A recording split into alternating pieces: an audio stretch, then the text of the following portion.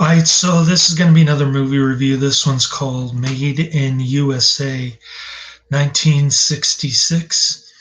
This is going to be another Godard flick. I'm giving it 1 out of 5 stars. I hated this movie,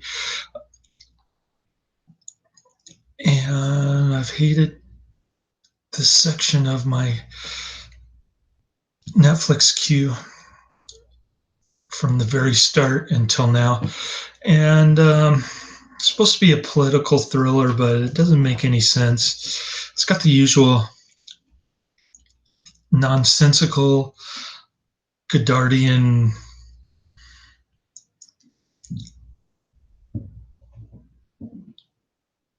actors speaking mumbo jumbo, that kind of thing. A lot of references to films and,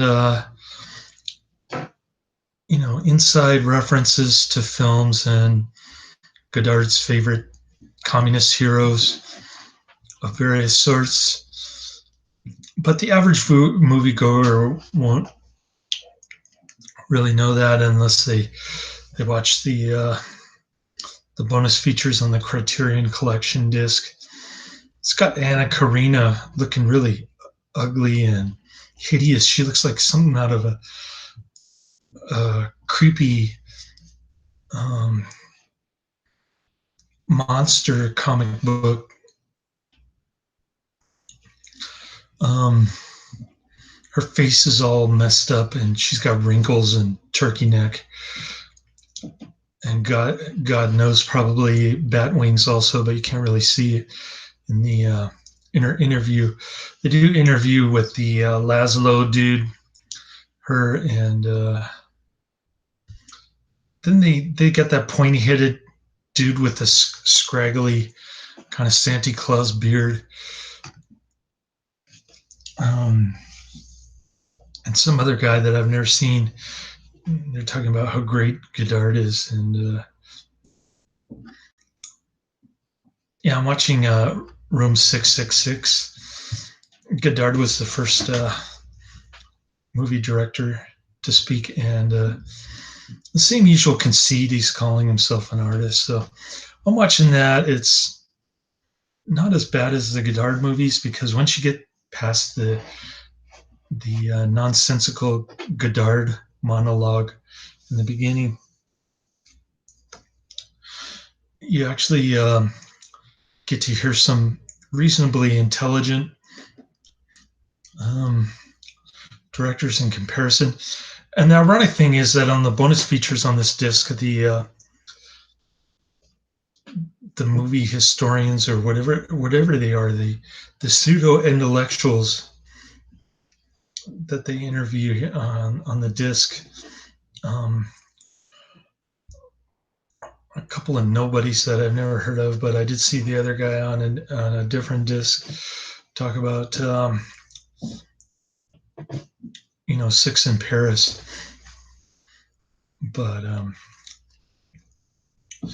anyways, so there's no story, and even in Room 666, Godard says he likes to watch the television show Dallas because there's no story.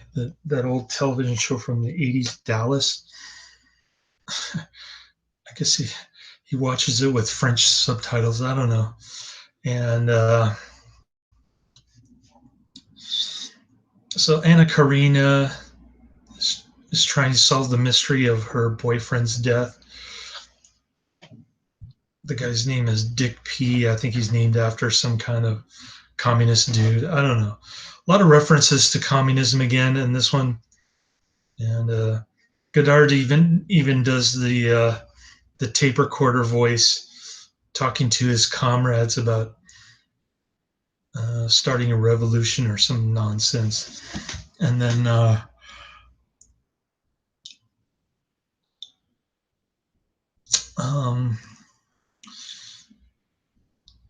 so it starts out with him meeting this mysterious guy, and with Karina meeting this mysterious little man who's bald, and I think his name is typhus or something. I don't know. And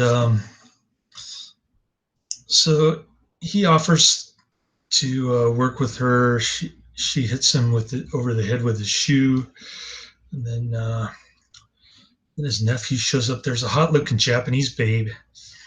If they had just left her in the movie the whole time, this movie would be at least halfway decent. But no, the movie was all about Anna Karina.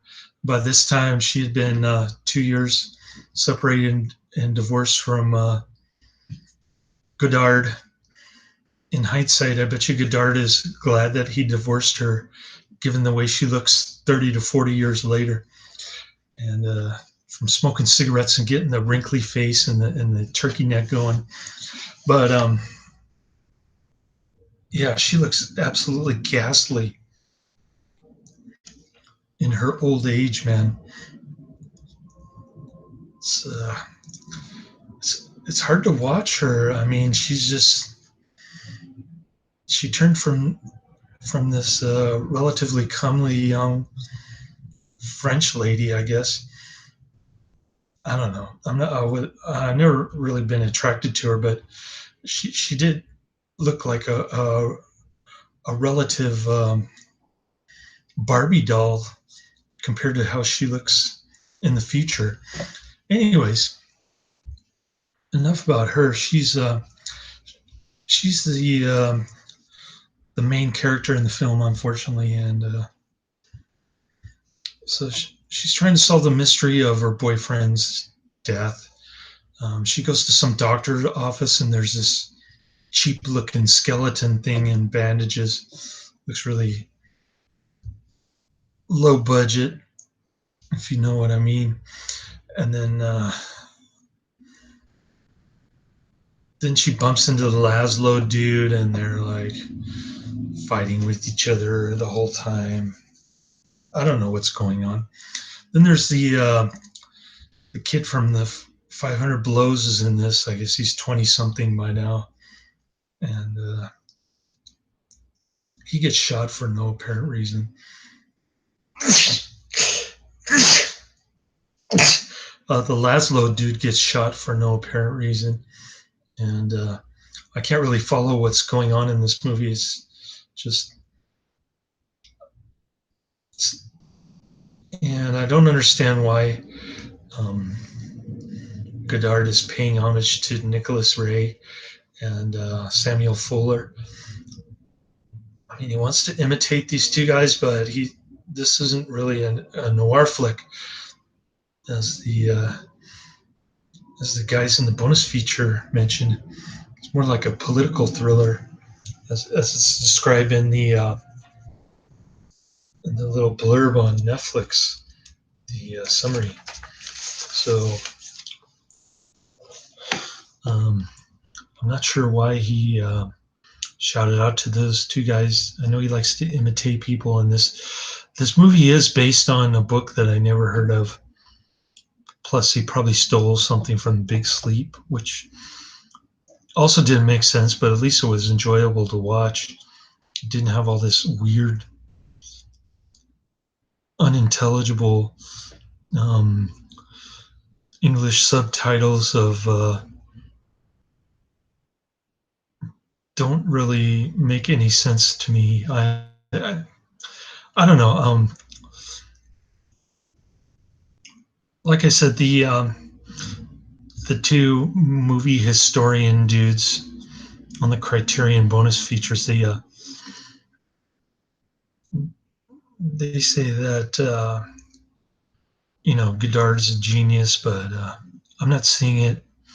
I thought it was boring as heck, and there's no nudity in this movie, by the way. The only similarity to other Godard movies is that it's all about communism and Anna Karina.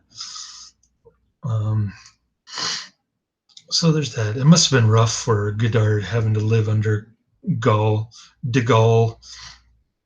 Charles de Gaulle during the late 60s. It's like, and they even name a couple of characters, Robert McNamara and Richard Nixon. which is weird. Is I don't even know why they came up with the title "Made in USA," since this movie is all about some housing project in France. Um, so I don't know how they came up with that. I have no idea what it has to do with the movie, and quite frankly, I don't know what this movie's about. If somebody can explain it to me, I'd be happy to play along. But ironically, in the room 666, Godard says he might not. His films might not survive after he dies, and there aren't too many people commenting on my Godard videos, so that's a positive sign that people are relegating him to the trash bin of history, so to speak, which is a good thing. I mean, I'm just torturing myself watching this stuff so that you don't have to watch it, I guess. And anyways, I'm gonna chow down. I'm pretty tired. Working another crazy 80 plus hour work week. Fortunately, the landlord's son came downstairs, so I just handed him the check while he was talking to one of the other tenants here, and finally grabbed it like 22 days after it was due. I don't know what the heck is going on with these people, but I'm glad they haven't served me with some kind of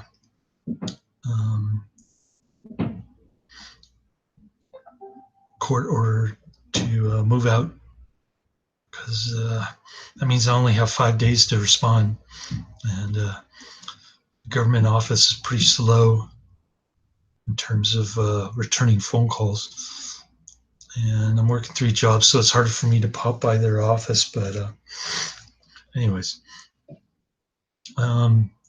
so far I've managed to avoid these people unscathed.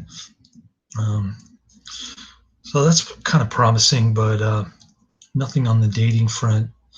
And I just keep working my arse off in hopes that I can save a little money tomorrow and a lot of money next week. So we'll see how that goes. Like I said, I'm watching Room 666, which is just a bunch of interviews with directors, Steven Spielberg, Werner Herzog, Jean-Luc Godard, and a bunch of other directors that I never heard of. And they're being asked, is cinema going to die? I think it already has died to a large extent. I mean, everything is available on DVD or Blu-ray these days. It used to be VHS, and television died, I think. I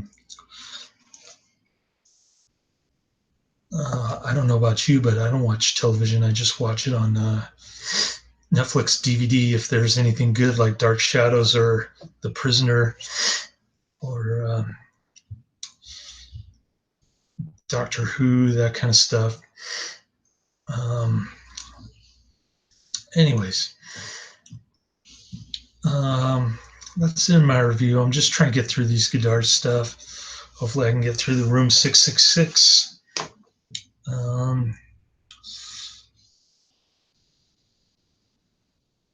I'm thinking Sunday morning, maybe. It's only 45 minutes, so should be able to stay awake long enough to finish it off by Sunday morning at the very least. And so I'll be reviewing that one next. Getting closer and closer to say hello every day. So that'll be good. I know Adrian's looking forward to it. So have that video up next month, hopefully in a couple weeks. And yeah, got my flood insurance. I got all my vitamins and supplements.